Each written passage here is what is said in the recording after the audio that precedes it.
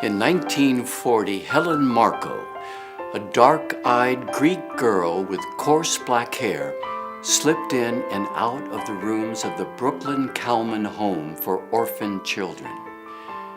Entirely independent, she moved like a cat who owned the place.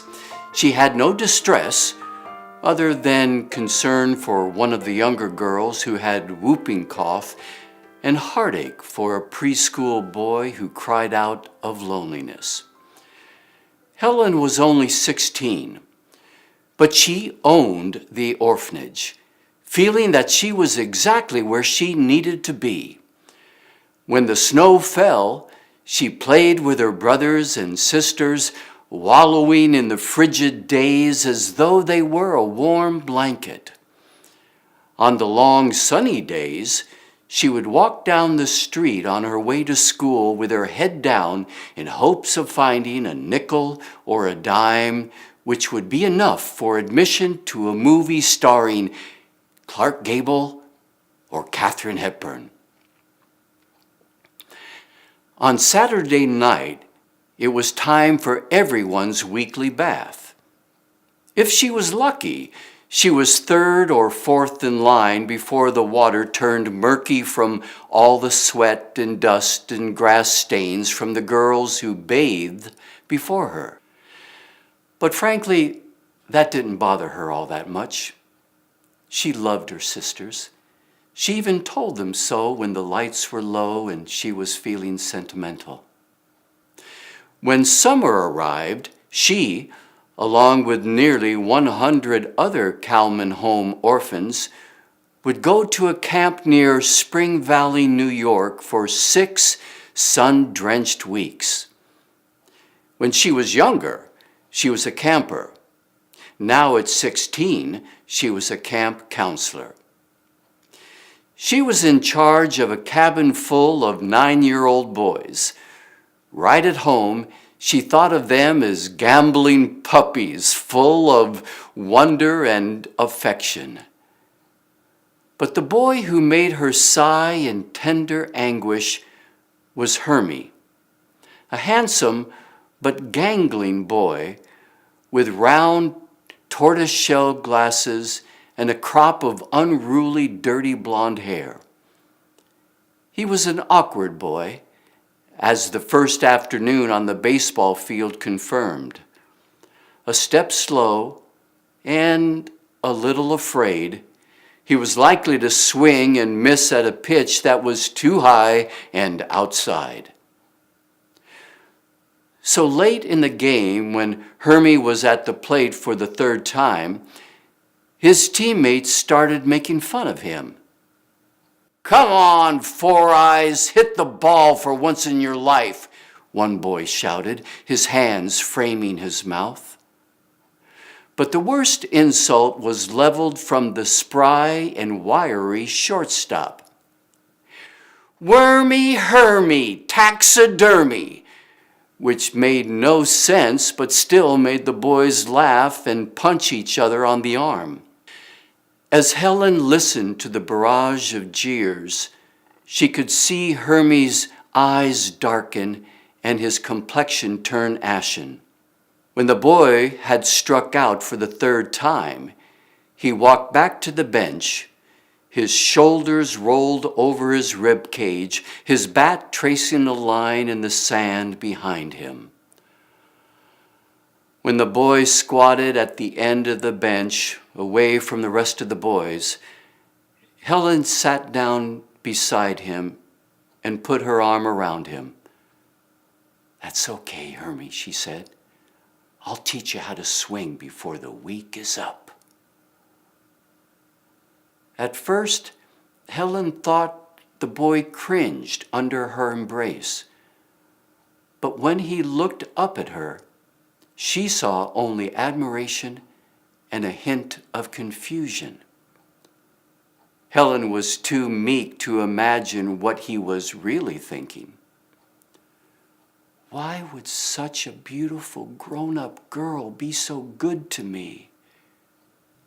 Helen just smiled and then pursed her lips and whisked her hand over his lawless hair. That night, after bows and arrows, after washing the dinner dishes, after a campfire marshmallow roast, Helen led the troop of boys to their cabin. They brushed their teeth and scrubbed the dirt from their faces, and for a few from behind their ears. Then they were off to bed. "It's been a good day," Helen announced. Then she recited a bedtime ditty that her house mother had taught her when she was 6 or 7. "Don't let the bed bugs bite. If they do, hit 'em with a shoe. That's what my grandma used to do." She chuckled, kicked off her tennis shoes, and slipped into her bunk at the door. There was a rush of whispers and giggles which made Helen grin with languid satisfaction. She rolled to her side to face the boys and soon was fast asleep. Across the room, Hermie was still stinging from the snipes on the baseball field. He sure didn't want to be the camp goat. He wanted to be one of the guys, to laugh with them, roll in the dirt with them, and come out pals. But Hermie had a problem. A big problem. And what made the mess unbearable was his total helplessness. He'd slam a sledgehammer on the back of his hand if it could make the problem go away. But it couldn't. No one could make it go away. In the middle of the night, when he was in his deepest sleep, he would dream about swimming, and in that swaddle of water, he would relax everything until the urine drained. And then the slow release, the sweet surrender, would suddenly turn into horrific panic and shame as he awakened, knowing that he had done it again. He had wet his bed, and he could die. But not this night, not the first night of camp. He had a plan that he had hatched when he was still at home. He was sure it would work. It had to work. He reached into his pocket and drew out a thick rubber band and wrapped it once, twice, 3 times around his penis. He was surprised. Sure, it felt a little strange, but it really didn't hurt all that much. He was on his back now, looking straight up at the slats that ran across the bunk above him. He let out a long, slow draft of breath and finally fell asleep. The moon waxed and waned. Hermie was awakened, not by the sun or the cawing ravens, but by his throbbing Peter. He picked at the rubber band, but in the night his penis had engorged with blood and urine, and the band was stretched to its limit. He groaned, first softly, hesitantly, and then louder and louder until his agony erupted into a scream. Helen threw back her blanket and dashed to the boy's bedside. "Hermie, what is it?" she asked, her eyes big, searching for understanding. "What's wrong?" Hermie reached out, laced his fingers around Helen's neck, and drew her ear to his mouth. "It's my wiener," he whispered. By now, a half-dozen boys had surrounded Hermie's bunk. "Everyone go to bed," Helen said with authority. "This doesn't concern you. Now get." The boys scampered back to their bunks. Helen turned to Hermie and smoothed 2 fingers over a bulging vein at the boy's temple. "I need to look, Hermie," she said as softly as a prayer. The boy pulled the blanket to one side. His shorts were rolled down below his knees. Helen's eyes narrowed. She was not embarrassed. The patch of red that crept around her neck was not out of modesty or shame, but pure empathy for the tormented boy. The rubber band had held its ground, but the flesh on both sides was red and purple and grotesquely swollen. "Don't worry, Hermie," Helen said, whispering into his ear. "We will take care of this." Helen rushed to the first aid kit that was stowed under her bunk, grabbed something, and bolted back to Hermie's side. But when she revealed what was in her hand, a gleaming pair of surgical scissors, Hermie howled, "No, don't cut off my wiener." A wave of boyish laughter rolled and crested within the cabin walls. No, Helen assured.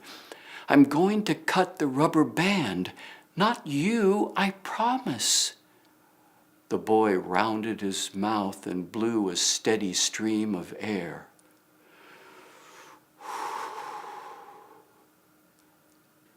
Helen carefully, meticulously edged the tip of the small scissors under one loop of the band and snipped the very edge of the elastic.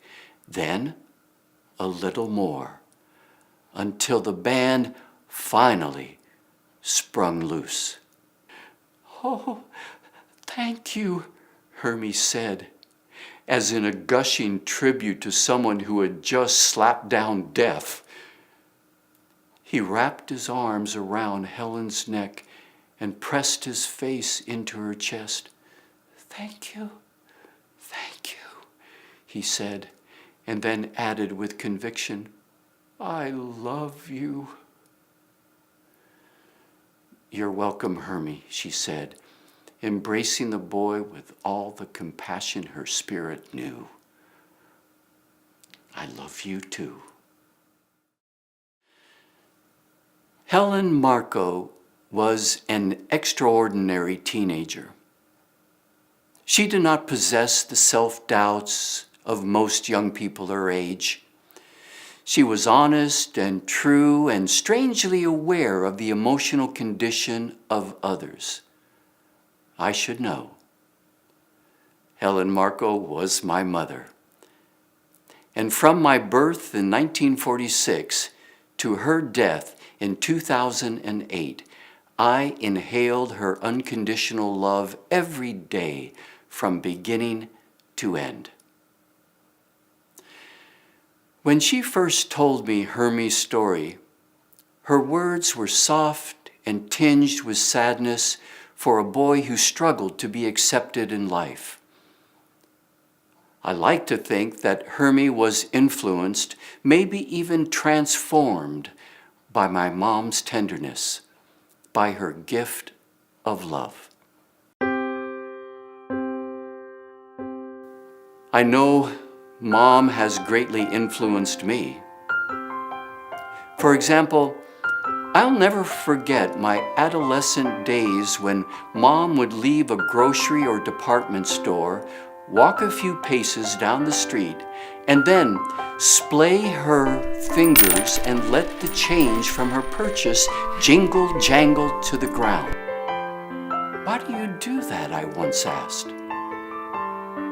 "Because it will make a child's day," she said without hesitation. Then, putting her arm around me, she added, "Besides, we have so much, don't we, son? We're the lucky ones. We have each other."